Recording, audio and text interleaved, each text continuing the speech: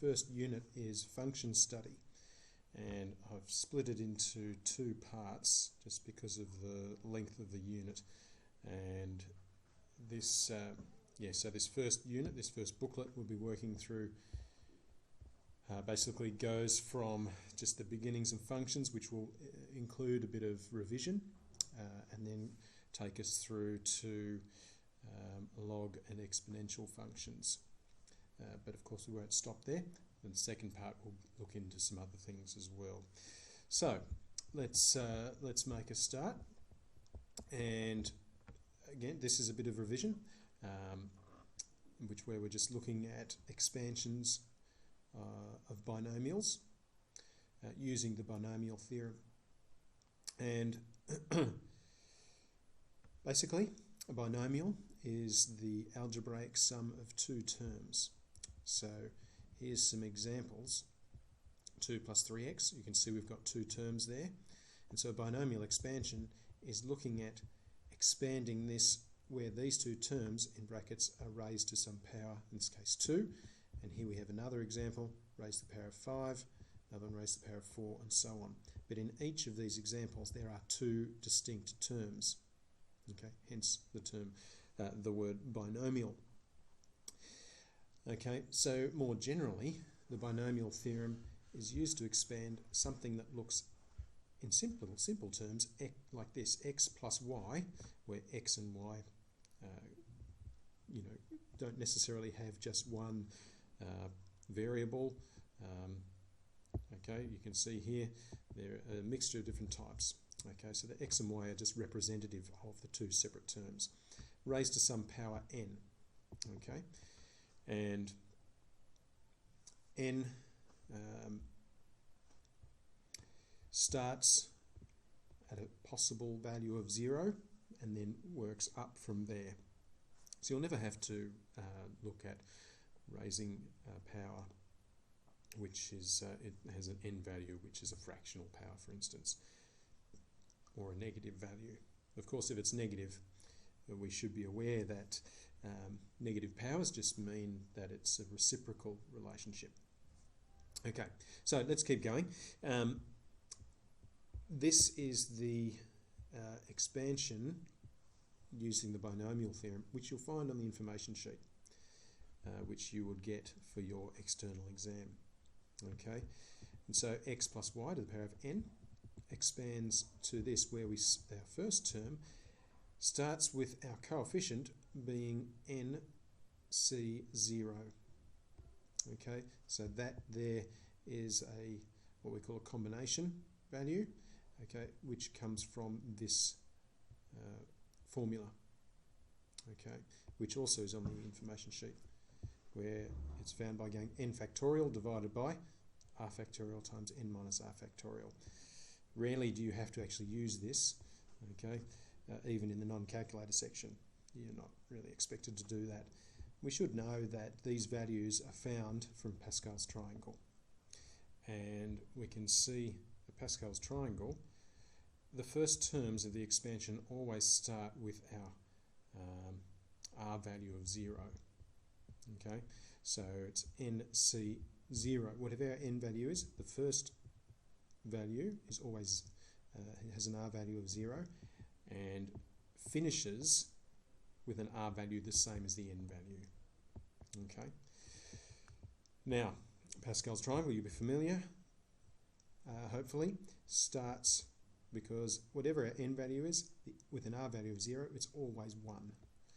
And if our r value is the same as the n value, it finishes with 1. Okay. The second term, okay, the second value in our expansion, our NCR value, will be the same as, or the second and the second last, if you like, will be the same as the n value. So what I'm trying to say is, you'll notice here with an n value of 2, okay, 2c0 is 1, but 2c2 is 2, and then 2c1 is 2, and then 2c2 is 1.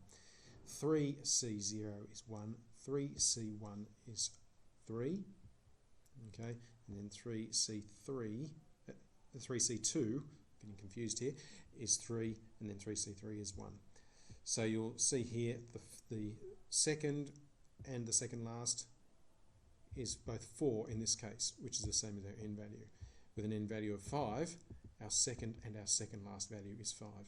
If we went on to the next one, for an n value of 6, the first one would be a 1, the second would be a 6, the last would be a 1, and the second last would be a 6. Okay, it's a pattern there which is good to remember. Okay, so another thing with the binomial expansions is that the first term in our binomial starts with our power of n. So you'll see here we've got nc0 times x to the power of n. Y would have the value of 0, but of course anything to the power of 0 is 1, so we don't need to include that. Second term, nc1, x is now, our first term, to the power of 1 less than n, shown by n minus 1. Y times y to the power of now 1. The next one, nc2, times x to the power of now 1 less again, so that's n minus 2, times y to the power of 2. And so it continues until we get to the very end, where it's ncn, y to the power of n. In every term, the two powers of, in this case, x and y, will both add up to n. Okay, so that's an important thing to remember. So let's have a look at expanding using our binomial theorem 2x minus 3 to the power of 4.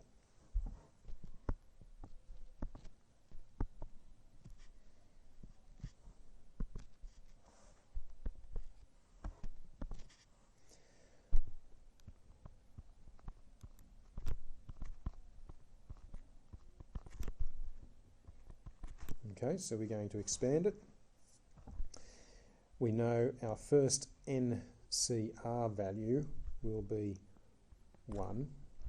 That gets multiplied by our first term, which is 2x, to the power of 4. And of course, then it would be multiplied by negative 3 to the power of 0, but we'll leave that as just 1. And at this stage, we won't worry about any negatives in terms of between terms. I will just put plus. Then our next NCR value will be 4. Okay, because this is our n value of 4. So it's 4C1 or 4 choose 1, which is 4, times 2x to the power of 3, times negative 3 to the power of 1. So you'll notice here the 3 and the 1 add up to 4. So in every term, these two powers will add to this power here.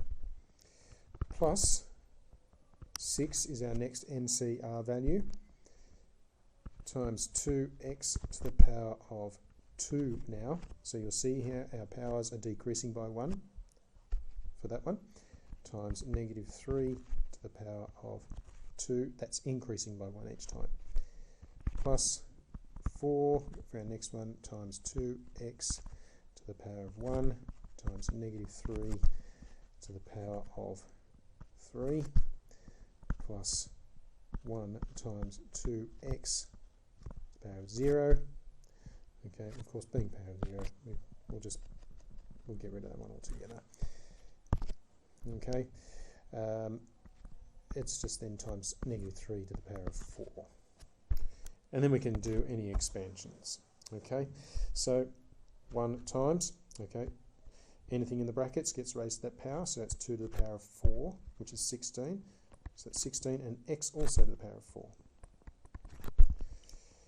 Plus, now 2 to the power of 3, which is 8.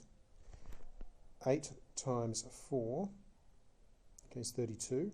32 times negative 3, which will be negative 96. So that, I'll get rid of that, that should be a negative now. So minus 96 x cubed plus 2 squared is 4. 4 6s are 24. 24 times 9, okay, and that comes out at 216. Okay, you can work it out in your calculator or in your head. Okay, it's up to you. All right, so 216 x squared that will be. Okay, so we can see here a pattern in terms of our powers of x are decreasing by 1 overall, and that pattern will continue. Okay, so now we've got negative 3 cubed, which will be negative 27, times 2 is negative 54, times 4, which will be negative 216 x, and then this will be plus negative 3 to the power of 4 will be positive 81. Okay, and that is our expansion.